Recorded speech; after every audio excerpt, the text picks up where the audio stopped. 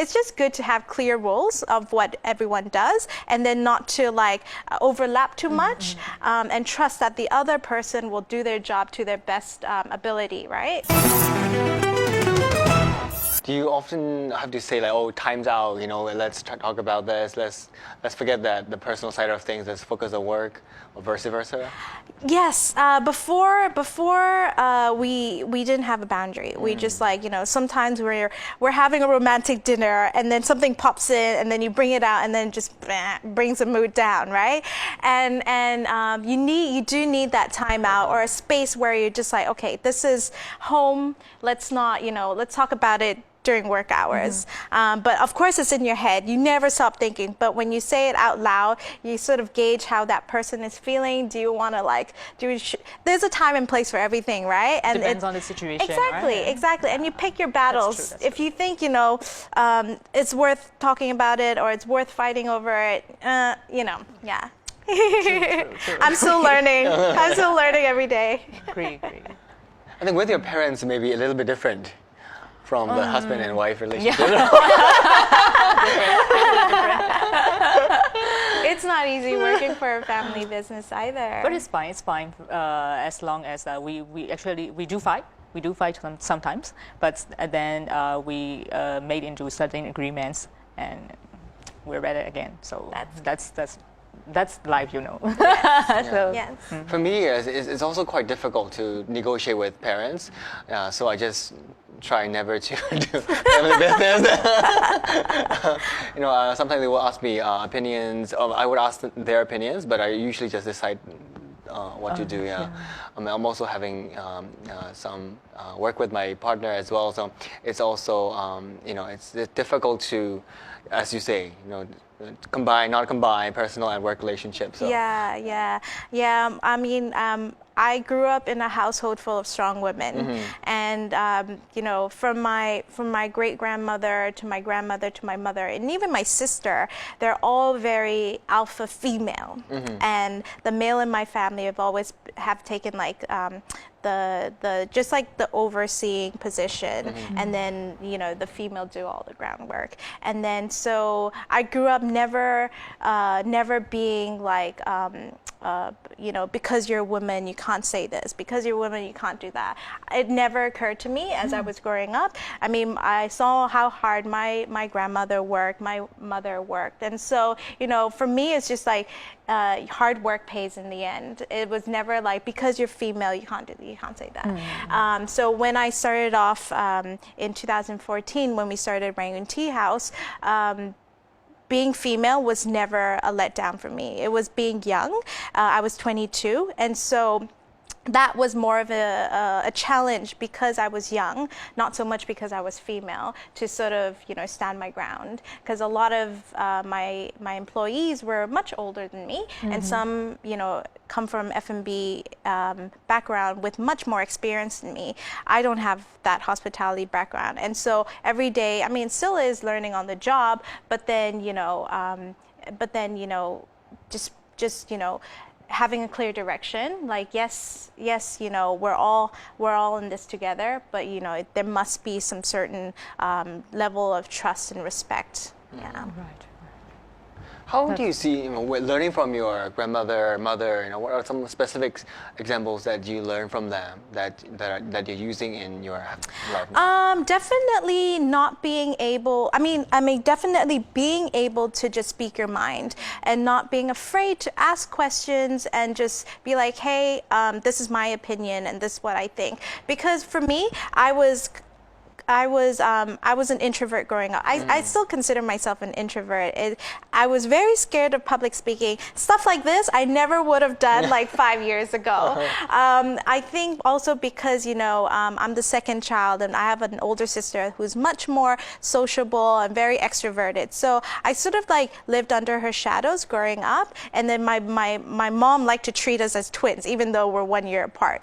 And so, but as we grow older, our personalities are more and more different. So I think it's important, you know, growing up, not to be treated as one, you know, even if your sister is a biological, to see someone as an individual and sort of like analyze their own skill set and their own personality and not just constantly compare, right? Yeah. And so as we grew older, my mom sort of see me as an individual and not just like, oh, compared to Anna, Izzy's like da da da da da da.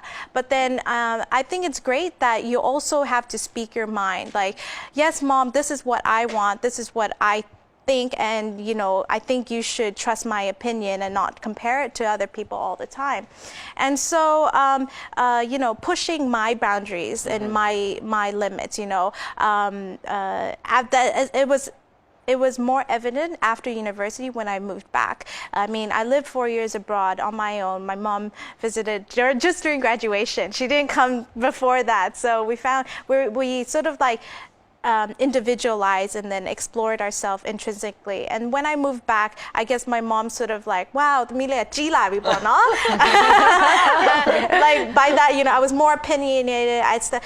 Not always like, there was some few clashes. Definitely the first year we fought a lot. Yes. To a point where I'm just like, oh, what am I doing here? I'm so miserable here. But I think in the end it pays off because you know, you spoke your mind, you said what you wanted to, and even if you're right or wrong, you know, you're at a time and age where whatever you say, people will sort of, it will come back to you. And even if you think you made a mistake, you will learn from it. Yeah. So I think, you know, my taking point from my mom and my grandmother is just being outspoken, just, you know, saying things and not being so scared, not keeping it inside.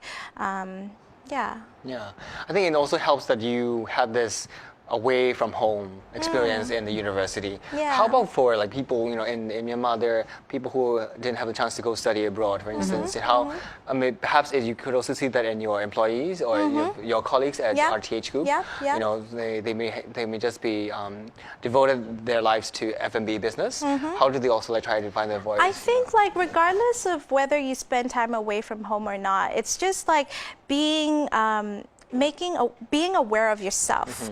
We're always growing as a person and we're always learning, right? We're a sum of 5 people around us. And so, you know, I still like to do all these like personality tests and like how high is your EQ, IQ. I constantly do these tests just so I'm aware of myself and what my skill sets are. And I think it's really important when to know yourself. Exactly. In your workplace, you know, do you surround yourself with people who fill the gaps that you have?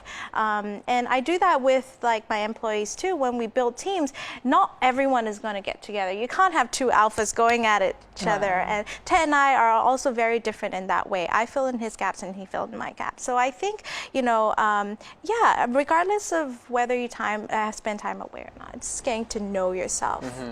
Have you also seen the same kind of, you know, learning, your managers learning, you know, that if they voice their opinions, you know, you listen to them, you know, do you give like some like encouragement if it is a women manager versus a man manager? It's really important to empower someone in their job, right? And the old way of doing business here is like, Natsia, you do as I told, you know, and or being like too involved, micromanaging. But over here, it's tricky. It's all really like, you know, like how they call it, like politics.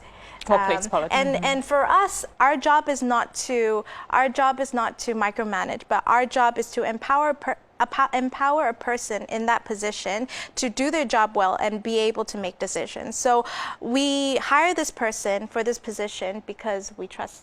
I mean, he or she obviously has the skill sets. So you have to let them do it. You have to let them, you know, think of what's lacking, give you opinions. But in the end, obviously, it's like, it's your say. But then, you know, you hear them out. And I think it's very, very important for a person, if they want to, you know, see their career progress in a company, that you empower them and be like, yes, you go off, make, you know, come back to me with what you think the business should do.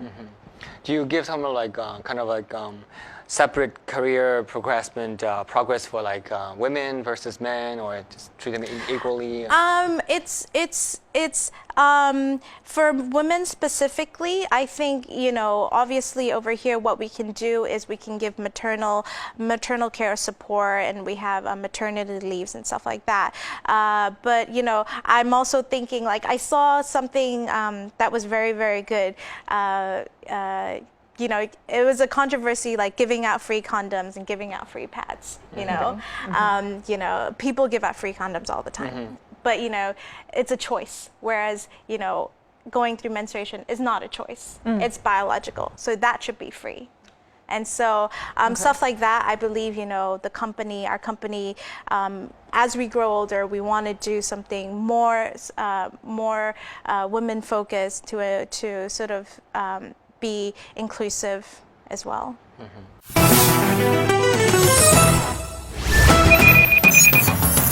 So this is all for now for today. Thank you for listening to this episode. Today we discussed about women in personal life as well as in career. Izzy showed us examples on how she is handling successfully her personal life as well as part of Ranku Tea House and as one of its leaders as well.